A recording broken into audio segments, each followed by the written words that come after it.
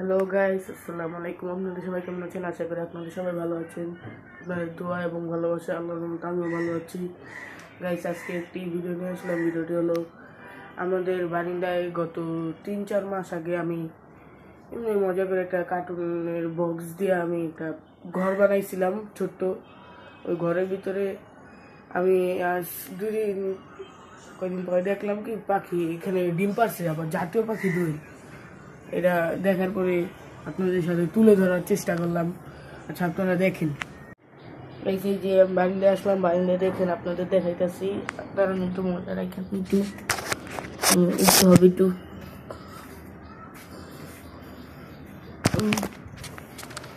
এই যে দেখেন আপনারা, কত সুন্দর 4টা ডিম পারছে।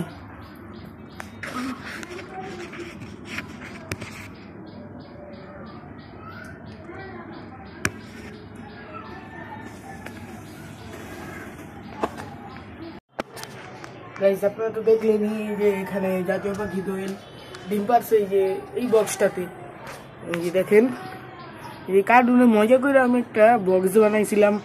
এই বক্সটাতে এই যে পাখি ডিম পারলো। আচ্ছা, আমরা পাখিদের ডিস্টার্ব না করে দেখি কয়দিন পরে যদি ডিম ফুটে ভালোই, আবার ডিম ফুটে আমরা চাইলে আবারও বাচ্চা করতে পারে। ওদেরকে আর ডিস্টার্ব করবো না, থাকুক ওদের মতো, না থাকুক। আসসালামু আলাইকুম, সবাই ভালো থাকবেন। আল্লাহ হাফিজ, টাটা।